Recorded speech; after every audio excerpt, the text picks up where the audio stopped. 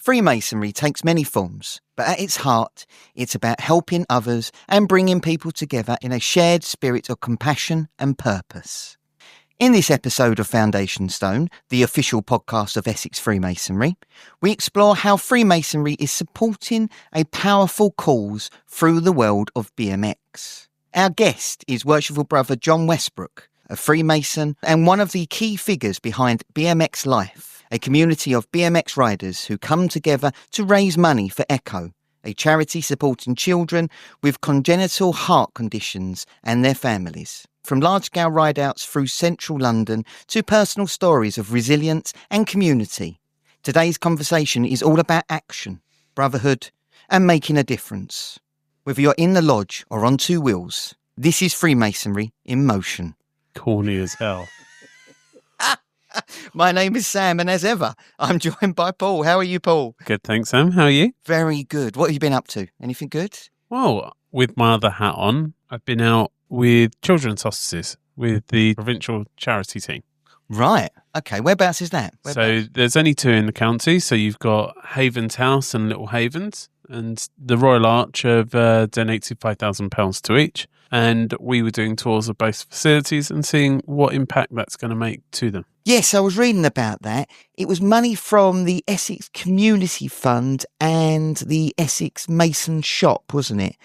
I mean, how did it feel when you were there? It was pretty moving. At both hospices, they're doing it for bereavement care. So one's going to be on Little Haven's bereavement suite and changing the flooring in there. The other one for Havens House is all about bereavement outreach. Wow. That's amazing. And to be honest, what a great way to start this podcast. Yeah. Again, about charity, about what we do. Yes. Isn't it? It's about Freemasonry at its best. But before we get into it, I have a quote. Now, the quote is from a Freemason called Prince Hall. Now, this Freemason, you really should check out. So hold on, Prince Hall, is that like the American Prince Hall? Prince Hall, the American. Yes, the first Black Freemason Lodge, yes. Amazing. Amazing story. I strongly suggest. I think they have very interesting entrances into the lodge. It's virtually like a dance. Right. It's well worth anyone at home listening to this to check him out. Well, this is the quote. Charity is the cement which unites mankind in the bonds of brotherly love. Now, come on, Paul. That was good. So to help us understand how it all comes together, charity, Freemasonry and the thriving community of riders, we're joined by Worshipful Brother John Westbrook. He's here to talk about how it all started, the impact it's having, and how Freemasons across Essex have supported the cause. Let's get into it.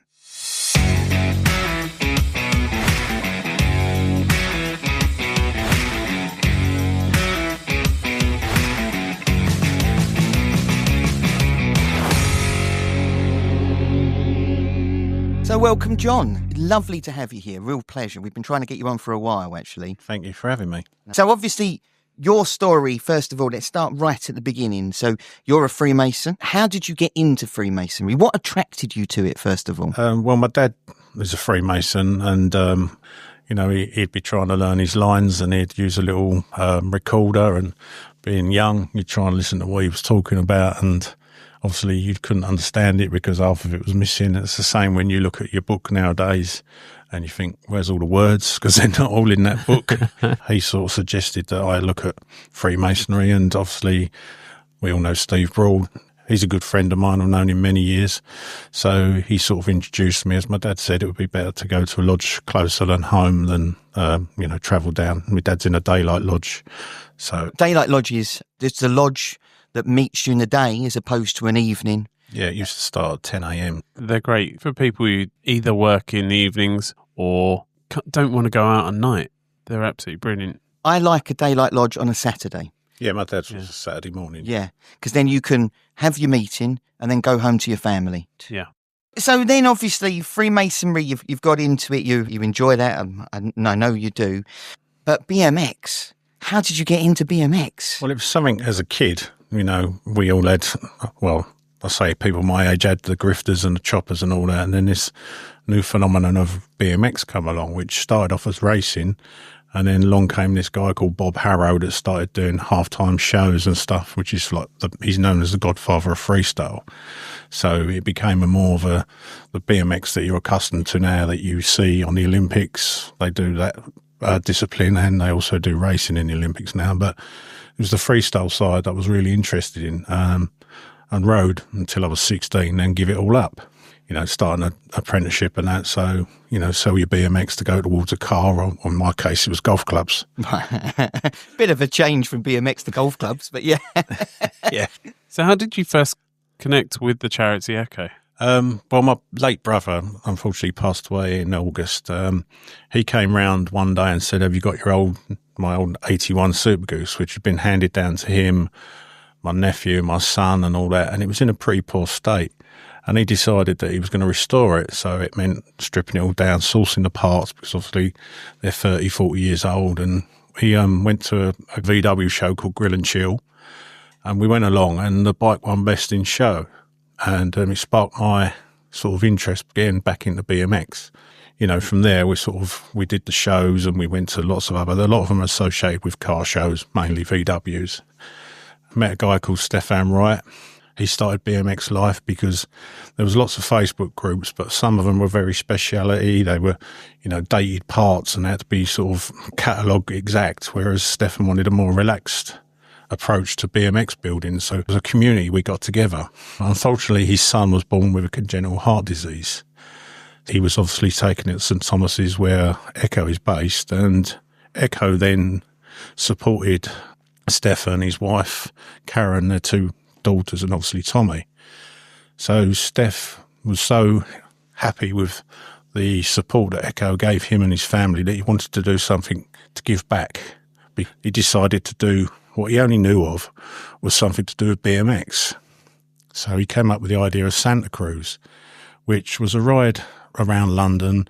We had approximately 280 riders on the first ride out. So it was quite controlled. It was quite nice. Everyone has their sort of Christmas-themed outfits on. And then we tried to push towards breaking a British record of most Santas on BMXs. But as we have no money, we couldn't pay the £600 to the Guinness Book of Records, because to have an adjudicator turn up, you have to pay for that. Yeah. A lot of people are unaware of this.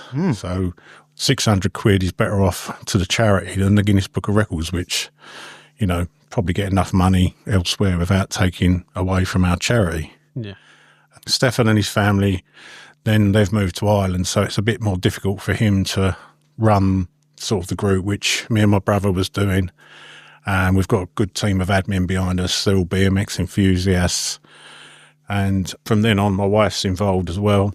And we had 1,000 riders last year. The Santa Cruz 10. Over those 10 years, we've raised over £120,000. Amazing. John Lewis, the store, the only other donator that come close to us, we've given them money.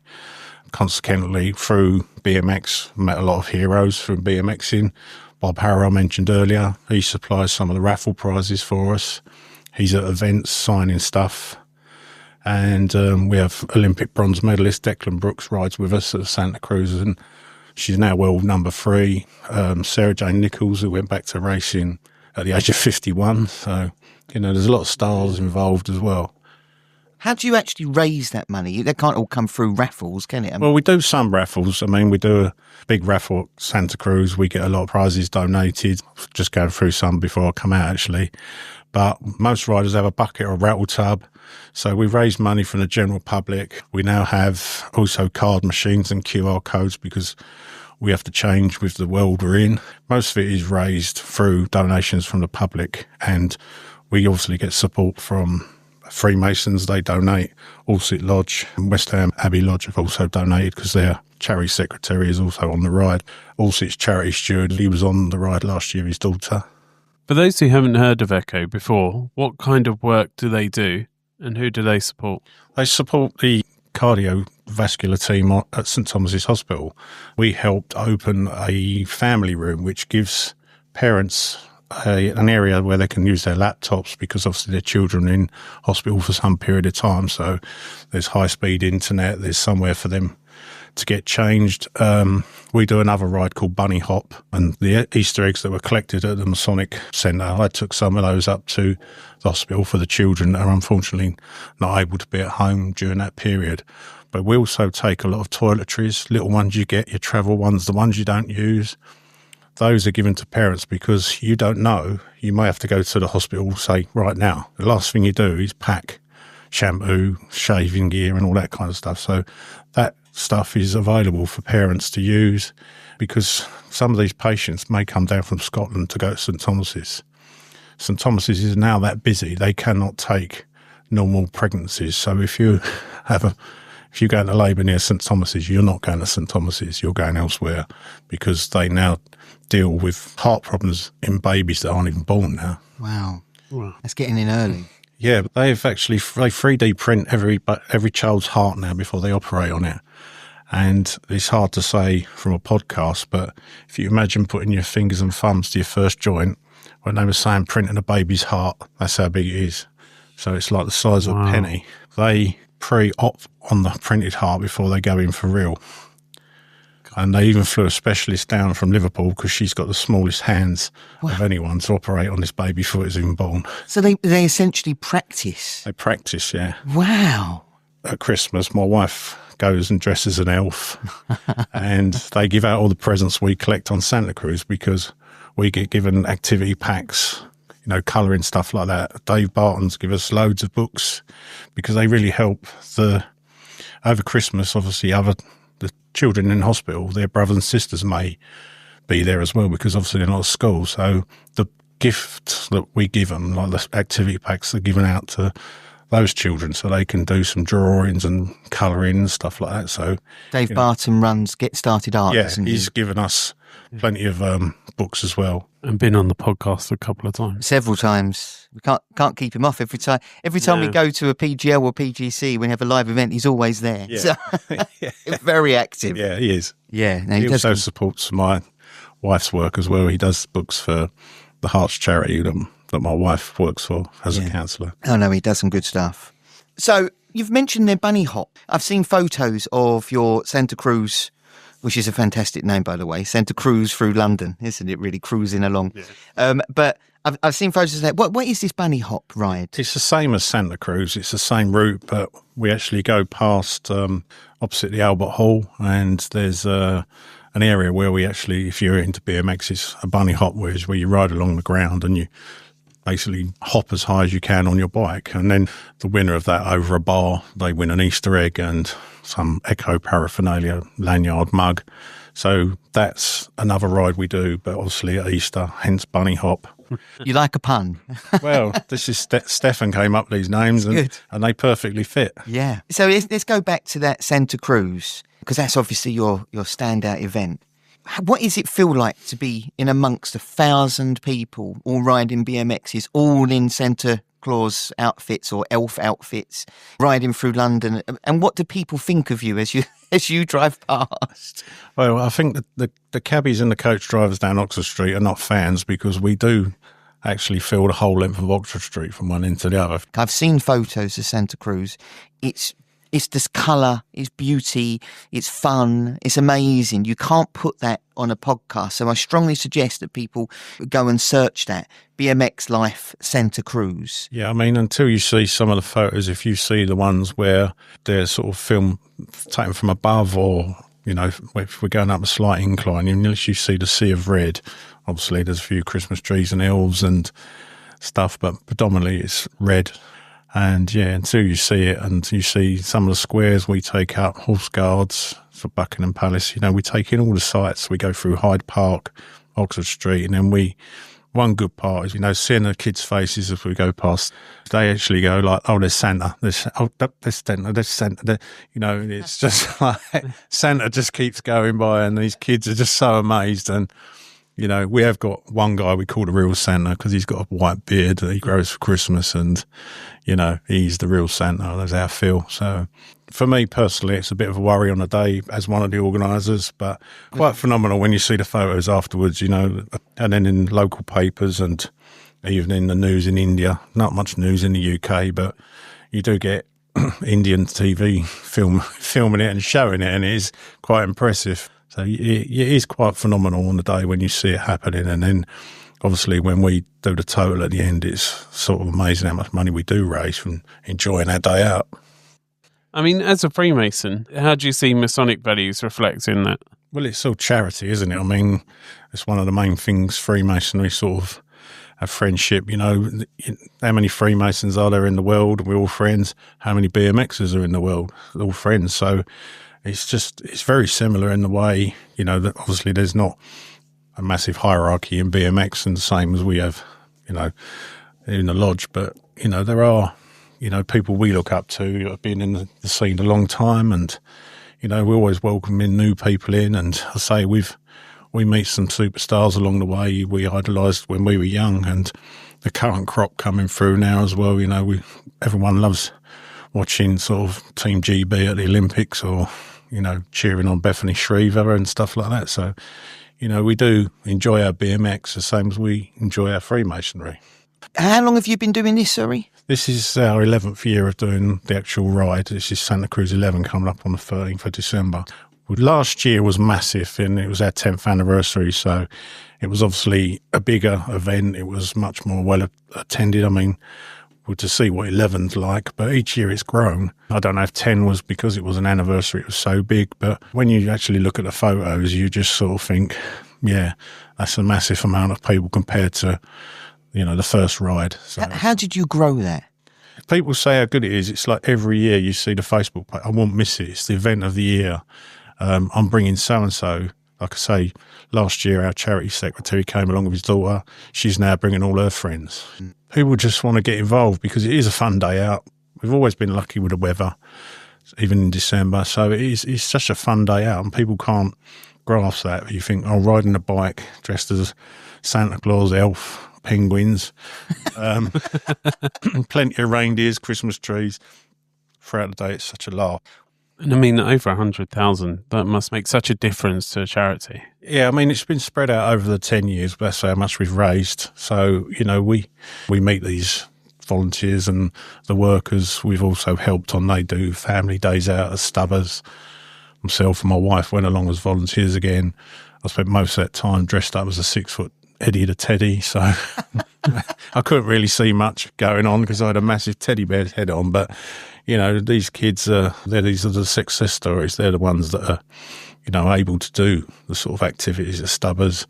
I think they went to London Zoo this year, but me and my wife couldn't go. But we're going to the Grosvenor Hotel on the 11th to support them as well again, so... So it must be nice that you see both ends, don't you? You see the raising of the money, or the fun, as you say, the fun that's involved in that, and then the actual use of it. Yeah, I mean, like I say, my wife's probably closer. She goes into the actual, because she has to have DBS checks, she can work with young people, whereas, you know, to go on them wards, I couldn't imagine looking at those poor children the way they are. These kids are really, really ill. The St Thomas is an amazing hospital, and obviously Echo for supporting those families. Today's episode is a reminder that Freemasonry isn't just about what happens in the lodge. It's about how we carry those values into the world around us. Through the dedication of people like John and the whole BMX Life team, we see Freemasonry in action, riding for a cause, supporting families in need, and creating a community that builds kindness, energy, and heart. In the end, Freemasonry is about showing up, stepping forward, and doing good where it's needed most.